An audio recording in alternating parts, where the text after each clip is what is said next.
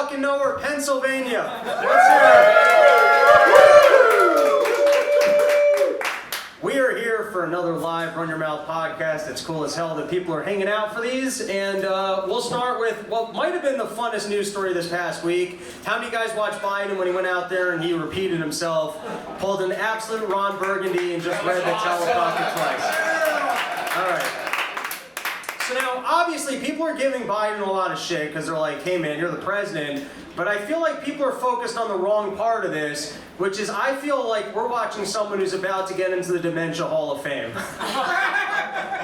know what I mean? This might be the Dementia GOAT right here. Do you think there's ever been anyone else who's accomplished as much? Like, and here's the other thing. You know, like they're always kind of talking about, like this is a big thing. They're always talking about that we need people to like see the examples of success. So like we need for little girls, we need like a Hillary Clinton so that they realize that they can grow up to be monsters too. You know what I mean? Like, all right, the first thing is, I love whoever's putting together these note cards for him, because if, for those people listening at home, it literally is as informative as you're supposed to walk into the middle of the room, you're supposed to read the teleprompter in front of you, don't take any questions, and leave. Like, it is literally word for word what he's supposed to do. So everyone was talking about, like, the Ron Burgundy moment, that you could put anything on the teleprompter. I'm like, it'd be way funnier if someone put some shit on these cards. If someone put on there, like, walk into the middle of the room, pull out your dick, say, listen, Asia, this is what a real dick looks like. Hey, Hunter, quit hogging all the kids. And then leave. I mean, that's way funnier than the teleprompter. And then I was also like, whoever's putting this together for Biden might have a great sales pitch for having the world's greatest product for making it seem like you can still do your job. You know what I mean? Like, do you know how many seniors are out there who would like to continue working? Like, my grandfather, dude, if Biden can still be a lawyer, my grandfather, I mean, if he can still be president, my grandfather could still be a lawyer. You get these fucking cards, you park your car outside of the office, you get out, your secretary's name is Nancy. You know, we can almost get it to like Mission Impossible level, you know, like in Mission Impossible, where they just kind of watch your life for like the last couple of, like when you're like 60 and you're like, hey, I did a lot of drugs in my 20s, so I think I got 5 years left. They observe everything, and like you can start wearing like those Google glasses, and they'll just Mission Impossible you through dementia so no one realizes. All right, that was all I had on that. All right, so you guys all saw the moment. He repeated the line. If you want to know how bad the error was, even Kamala Harris wasn't laughing. That's just to showcase how bad of an incident this actually was. And I love his face there. He was like, I read that line so good, I'm going to do it again. I usually don't get these lines right. So he repeated the line. Absolutely everyone was giving him shit about it. So if you guys don't know what the press conference was about, he's trying to enact new ways to ensure that everybody who wants to can get an abortion.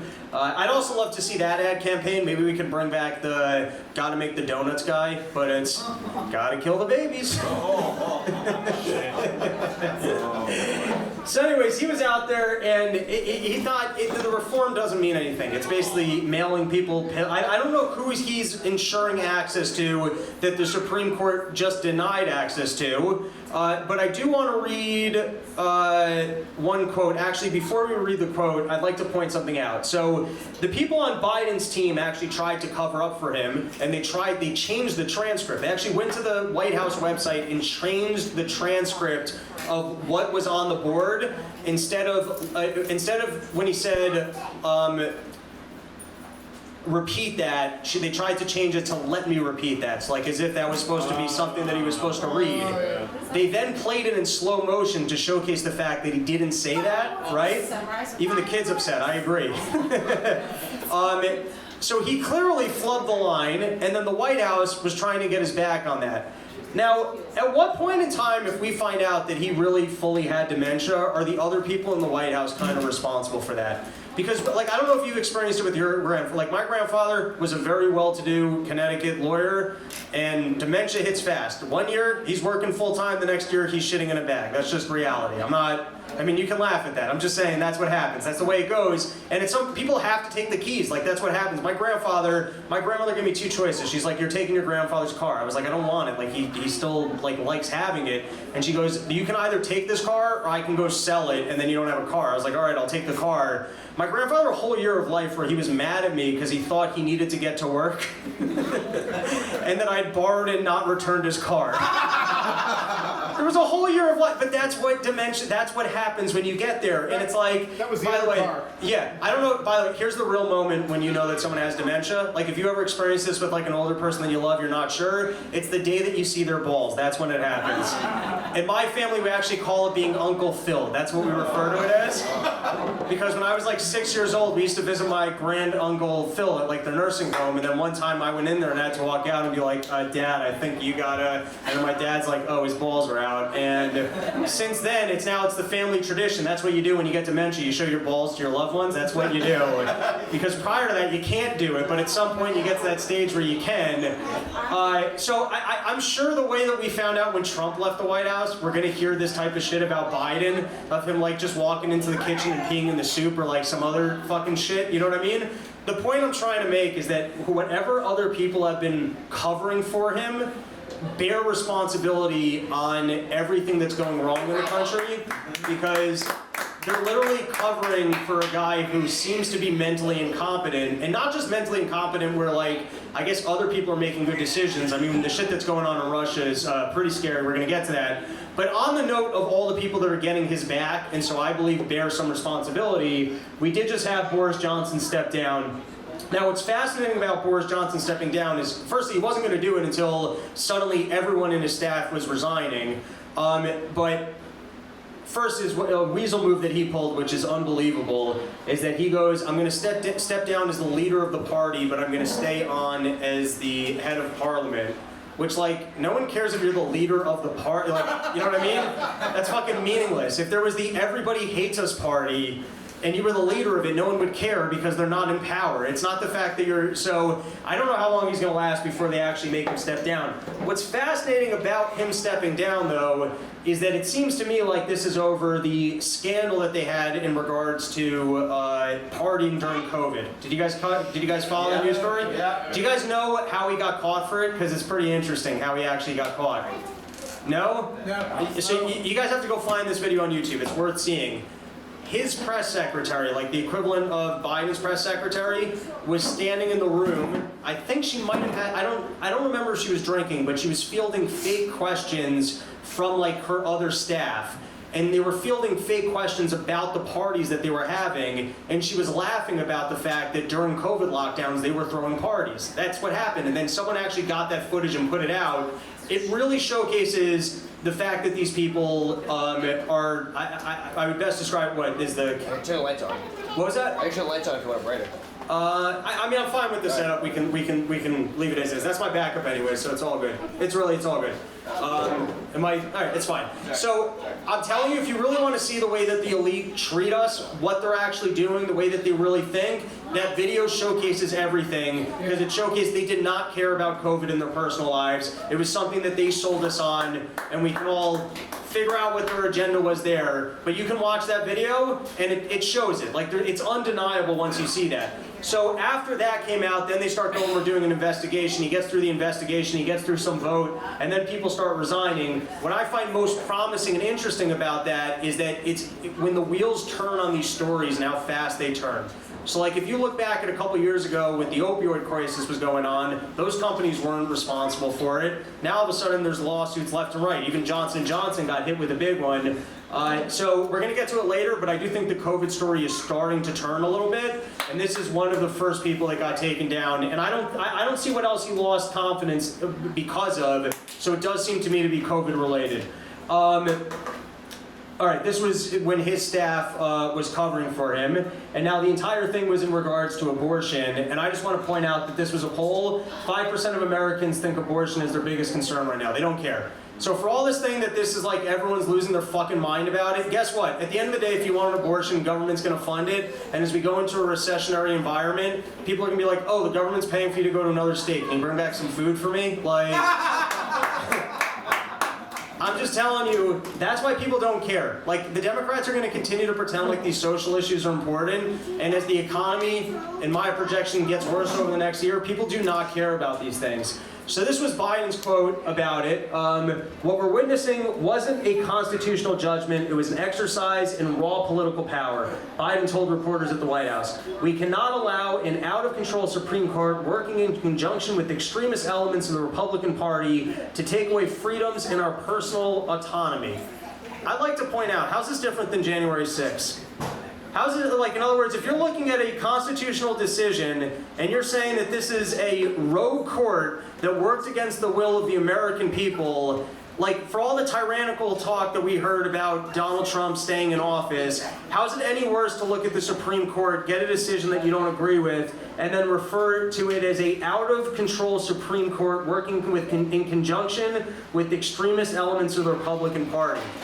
And that's an actual quote from the president. That's not like some of the, you know what I mean? That's not like what supporters were saying. That is the President of the United States of America did not get a decision that he liked from the Supreme Court, and now he's referring to it as out of control. So what's he going to do? Is he going to take it over? Is he going to walk in there with an army? Is he going to pack the court? Like, what exactly are the plans? Now, just to address abortion for a second, I know that we all have different opinions. My opinion is essentially, your body, please don't make me hear about it. That's, I would sum it up to that. It's your body, your choice, and I don't like making decisions. I don't like deciding what I want to eat for lunch. I don't like deciding what I want to do with my future. I don't want to research this one. I feel like opinions are overrated. Sometimes there's some good topics to just be like, you know what? I'm not going to research this one. I don't want to have an opinion. I don't fucking care. I just don't want to hear about it. You know what I mean? Like, and then I will say for all the people out there though, because I do feel like it's a little bit of a gray, up until the 15 weeks, I think it's a little bit of a gray area, and since it's a little bit of a gray area, people should be allowed to make their own decisions. Now I know you got your hardline Christian conservatives like Davey Smith out there going, this is definitively murder,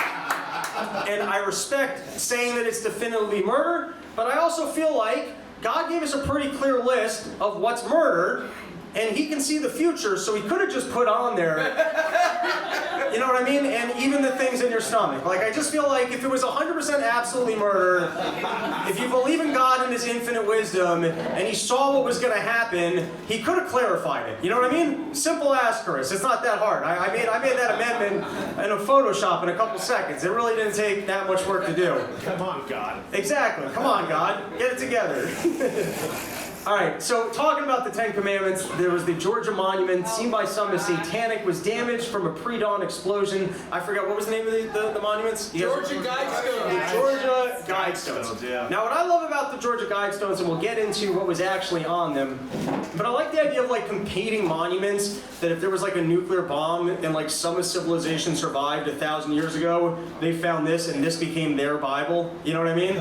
Like, I just love the idea of like something like this living on, and then someone else thinking it was like the definitive word of God, which is why I want to get a competing monument that just says, short bald people shall rule the earth, have their own bathrooms and shall be blown regularly. That's what and then I'm going to do my best to preserve that so that if something goes down, my offspring might do well.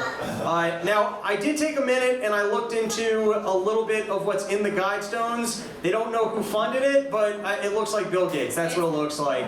Yeah, it's basically, it is we need a 500 million population, and then he uses these words which are really creepy. It uses words like tempered reason, which is an excuse for being a dictator. Anytime like you create like a poetic verbiage for the way logic should be applied, you know what I mean? Like you got, for example, like don't murder is not left for interpretation. Like you know what I mean? Like there's some principles that is a principle, and so it's left as is. When you leave something with poetic verbiage like tempered reason, so then you leave it to a dictator to define whatever the fuck that is. So I'm claiming Bill Gates. All right, now the other thing is, listen, we're not into violence. That's not our thing, right? We're the anti-violent people. If we respect the hell out of private property, that's the way we operate. There is something funny about ruining monuments. I'm just going to say it. I'm not saying that you should do it. There's something funny about it. And then I was like, funnier than breaking monuments would just be making slight adjustments. So here's some augmentations to historic monuments I'd like to see. First is, if someone straightened the Tower of Pizza, because I love the idea of someone taking a vacation there and be like, this thing's not even really leaning. Like, what's going on here, right? All right, here's another one. So this is a famous monument of a kid peeing, and so I would rather see like the actual rendition of the priest that were drawing him. You know what I mean? Like, I want to know what was actually going on around it. This one's in Russia. It's apparently a monument, a testament to the might of the the country. It's supposed to be a masculine sign of war, and so I would like to turn it into a gay pride thing. Just up there, I feel fabulous. And then last one, I don't know how no one turned Thinking Man into a guy making a giant ship. I don't understand how nobody's done that yet. Dinosaur shit. And then the last one is we've got the Statue of Liberty, and I would like it if that was fisting someone's asshole. That's the last one. So those are the changes that I would make to national monuments. All right, so weird week in terms of seeing some massive overhaul. In terms of usually we don't see much chaos, particularly when it comes to world leaders. Now, I'm going to preface that when there is a school shooting, a leader shooting, a public shooting, a mass murder, it should not be a game of team sports, but it's become that. It's just become you look it up right away. You're like, was this a liberal? Was he using a legal gun? Who killed who? It shouldn't be team sports. They've kind of turned it in, it's the worst thing to be rooting for where your first thought is, did my team win? You know what I mean? But we have somewhat turned it into that. On that note, this one's a crazy one. In Japan, they got the strictest gun laws in the world, or from what I've heard, the guy made, you're gonna have to close Home Depot, I guess. It's not... The weirdest part about the coverage is that they're telling us what happened. They're not telling us why it happened. Anyone notice that? At least today, no one's even it could just be it was a crazy person, which is fair, and I've said, we should not make decisions for all of humanity around crazy people, right? Now, an interesting storyline to me, though, would be if, there was a policy made that this particular individual was upset about. Now, I'm not saying that that's an endorsement of going and killing a world leader, but I am saying that kind of changes the paradigm if people are taking those kinds of action. Once again, not endorsing it, I'm saying that's a very interesting, why did this guy go ahead and do it? It's very weird to me that in all the coverage thus far, not even looking into it. They're not even really talking about who the guy was. They're only telling us what happened. Once again, I want to make it clear, not endorsing the activity. I am looking at the media and wondering, why aren't we getting the question asked or researched of why did this happen? Now, it could just be that it's a little bit too early. This one is totally unrelated, but fuck it. That's the way this thing flows, everybody. The way the slides come out. So this is Pete Buttigieg is looking to do airport $1 billion for terminals and upgrades. And off the bat, I don't need some gay guy to come in and do nice carpeting. That doesn't help me. Can we just get planes that run on time?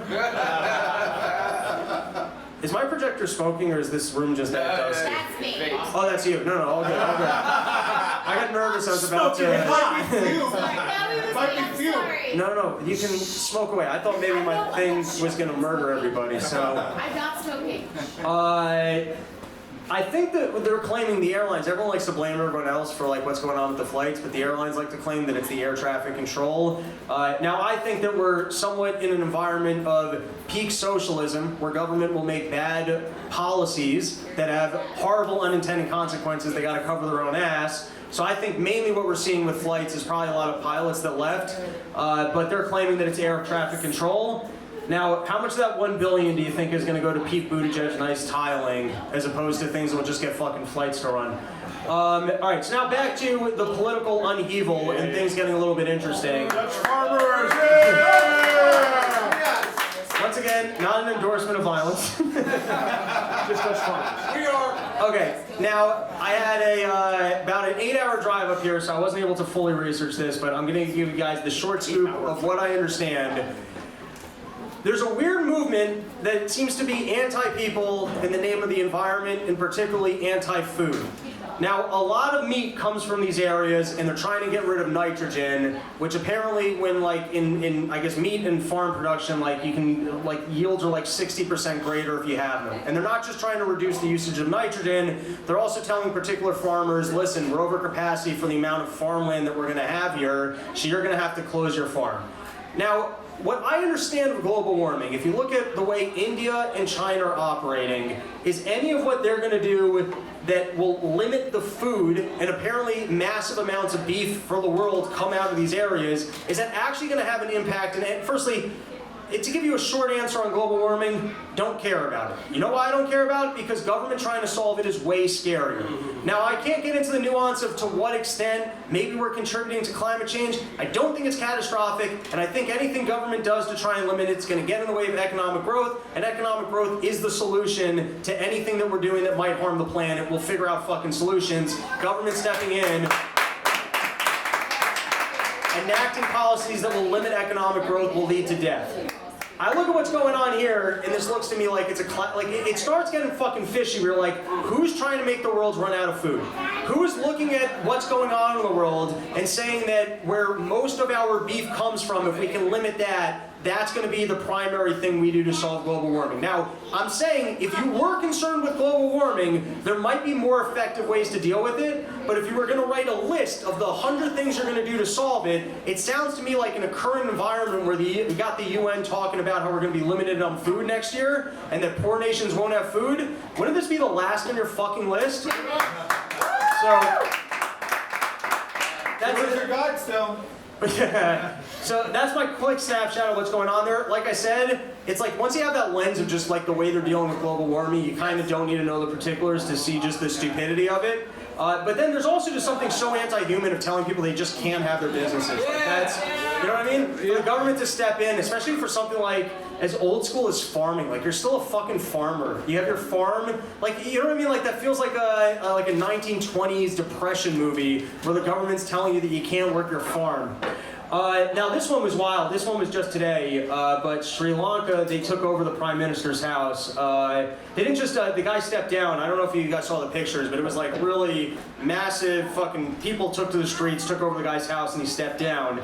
Quick snapshot of what's going on there is that the poorer countries of the world are running into a significant problem because we shut down last year. You got a lot of countries that, typically speaking, are running close to empty, and then all of a sudden, like, we over here, I don't think we're going to run into a food problem. There are other countries that probably will run into a food problem. I think Sri Lanka, they ran into a debt issue where they actually couldn't finance bringing in grains and other critical supplies from other countries. So we're starting to see the unintended consequences of the COVID policy of shutting down the world economy last year. Intended. Well, so between you and me, it's like, I try and be a little bit more careful. I'm open to the idea that there's somebody who seems to be pushing this, and as you start seeing these chess pieces, it starts to get a little bit creepier. To speak to the positive, though, I'm starting to see it fold because when people start having to make real sacrifices, when things are no longer conceptual, when things are actually like, oh, I can't bring home hamburgers, I can't get to work, you know what I mean? Or countries here where you can't eat, that's when people start fucking overthrowing the government. Yeah. So it's interesting to see that it seems to me like they almost overstepped on selling an idea that green energy would work. And for these genius global elites, now maybe it's going one of two ways where they think there's going to be bread lines and they're going to be able to ramp down full control over the entire world. I don't see it happening. If anything, I think maybe they overstepped a little bit too early and they're starting to lose their grip. On that note, you're starting to see it in Germany as well. First world country, people are starting to hear that they got a ration because of what's going on in the Ukraine and Russia. And you know what people are saying? Fuck this. They're like, what did you do? Like, things were fine last year, and now all of a sudden my heat's going off at night. And when we're at the start of this, they're starting... For what? Yeah, they're trying to save up oil so that they don't freeze in the winter. So it's like they haven't even hit the real problem yet of when there would be like significant urgency because people can't even heat their homes. But it seems to me like, and what I was talking about, if you guys haven't seen it, I recommend, I'll plug my own shit, go watch the End of Year Misinformation Spectacular. I was talking about the ESG scores and what they were pushing with the green energy. The picture I'm starting to see, and Biden said it, Biden's literally said it, hey, this is our opportunity. Now that energy costs are higher because of Putin, we can't rely on our global partners, so we're going to have to invest in green energy. They're trying to sell us that story. People aren't buying it. So I actually think long term, this might turn out to be a little bit of a win because they pushed too far a little bit too fast. All right, we'll close out with some of the most recent COVID information. First is what's interesting about monkeypox, and this comes from Zero Hedge, is that out of China, apparently the fatality rate from monkeypox is between 3 and 6%. Now that's significantly higher than COVID. So if you guys remember the way that they shut down for COVID, Fauci should be on the news right now being like, all right, no more orgies, guys. You're gonna have to stay home and jerk off, okay? It's 2 weeks to stop the monkeypox. But it's crazy, like, just in terms of showcasing the degree by which they lie to us. It's like if we were really concerned about, you know, like the way they harped on a death narrative, at least according to this, I haven't fully researched this one, if it's 3 to 6%, that's significantly higher than COVID. And so it's also within one specific community, at least at this time. It's the demographic. At least at this time. And so it would seem to me that with everything they did for all of us to COVID, they could at least be giving people the education of, hey guys, if you're within this community, you're at risk. And so, I understand you really enjoy your orgies. No one's saying that you can't have all the gay anal sex that you like, but for a little while, maybe just with your boyfriend. You know what I mean? Like, it seems like you would at least be giving the education, but this is the degree by which we live in a narrative-based system of socialism where they don't care about the consequences as much as some idea that they want to share with us. Which brings us to the latest in COVID, which is that they're now trying to vaccinate kids. They're not just trying to vaccinate kids. This was, Elmo did a segment where he's talking about getting vaccinated. Now, there's a couple pieces of insanity when it comes to vaccinating kids. Firstly, what emergency exists in terms of your kid's risk to COVID that something can get emergency authorization? How does that add up? I mean, just fucking common sense, just common sense logic.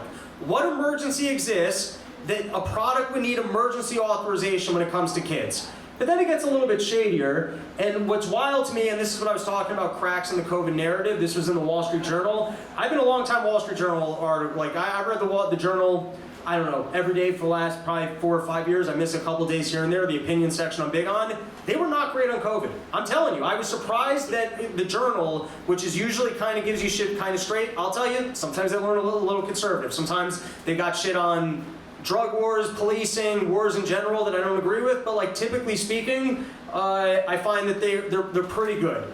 COVID stuff, for the most part, there was one article that they put in the opinion section from John Hopkins that was questioning the way that like the death numbers were being done, but for the most part, they weren't questioning the fact that getting vaccines were a good idea, as far as I can remember from having read the paper the last 2 years. Now they're starting to fucking go after them. So this was an article, it was in the opinion section, but why the rush for toddler vaccines? So we're gonna read a couple paragraphs here, because you're gonna see that this is the Wall Street Journal, and they're going after this as being just like, I mean, lunacy as a policy. Here we go. In fact, we don't know if the vaccines are safe and effective. The rushed FDA actions was based on extremely weak evidence. It's one thing to show regulatory flexibility during an emergency, but for children, COVID is an emergency. The FDA bent its standards to an unusual degree and brushed aside troubling evidence that warrants more investigation. All right. Now, there were only, this is according to the Wall Street Journal, there were 202 total deaths in the age groups of 6 months to 4-year-olds. So, in terms of a population as large as ours, 202 is not, I understand. It'd be nice to live in a world without death. But if we're looking at numbers and the way people are dying, 202 is not warranted to start giving kids experimental vaccines. Now, here's a kicker on that. The 2 children in Pfizer's trial who got sickest with COVID also tested positive for other viruses. It's possible that many hospitalizations attributed to COVID this winter were actually instigated or exasperated by other viruses. Doctors had warned that more immunologically naive children were likely to get sick once schools reopened and lockdowns were lifted. In other words, the shitty kids are dying. I'll just put it in simple terms. You got some kids, bad immune systems. If they're dying of COVID, the point being, I'll have to get Steven, my resident non-scientist, on. You probably have to look at excess death numbers to see if kids are really dying of COVID. All right, 2 more paragraphs from this article that I think are worth noting. For one, Pfizer contravened numerous clinical trial conventions. Its initial protocol involved only 2 doses, but this failed to generate the antibody levels required for FDA approval. So Pfizer added a 3rd dose, which the FDA generously allowed. Usually the agency won't allow drug makers to make a course correction with trial, I can't read that, but essentially, they planned out a trial, it was for 2 doses. 2 doses in children wasn't giving them the antibody levels, so they changed it to 3. I'm not a scientist. Wall Street Journal is claiming that the FDA doesn't normally allow you to make these kind of changes. All right, Here's the last thing, and then we're going to look into the actual trial, and you're going to see that it's even crazier than what the Wall Street Journal is reporting.